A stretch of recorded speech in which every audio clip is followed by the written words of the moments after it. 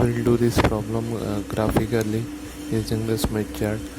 Here we have one transmitter, we have a capacitor, and we have an inductor, and we are given with the transmitter impedance, that is 150 plus 75J, and antenna impedance, which is 75 plus 15J. So we have to design this matching network and find the value of this L and C using the graphical method.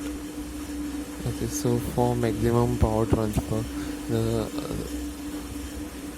from the source to load, it requires the source impedance to be equal to the complex conjugate of the load impedance. So basically, the impedance ZA must be equal to the complex conjugate of ZM, that is the load. So we are given with ZA equal to this, and so therefore ZA star will be 75 minus 15J, which is equal to Zm. So we are not given with the characteristic impedance, so we will choose it to be 75 ohm. Now first of all normalize ZT and ZA, and you will get this. So we will be using ZA star, which is complex conjugate of this, and not ZA. Okay, so the first component from the transmitter is a capacitor.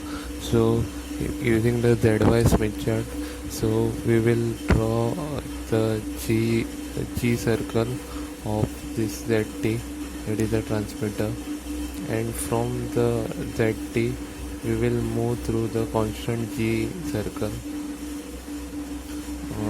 and also mark the point Zm equal to ZA star, that is a normalized output impedance, and from that point draw a constant R circle, because we will be, the final element is a inductor in series, so, and this is in parallel. Whenever it is in parallel, draw the G circle, and whenever this is in series, draw the R circle.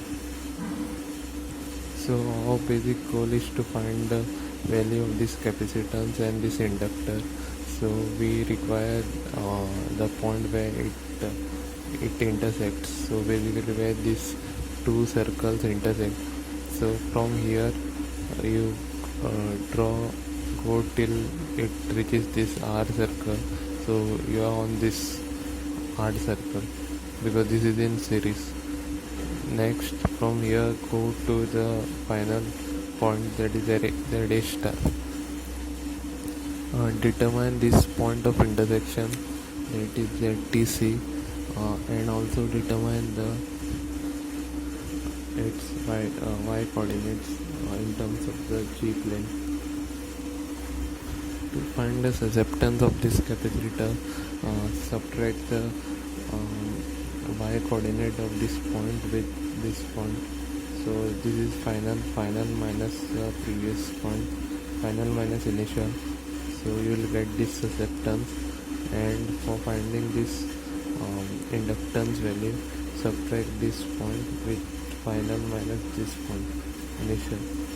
So you will get the susceptance for the inductor, and divide it with using this formula you can find the inductor and capacitor.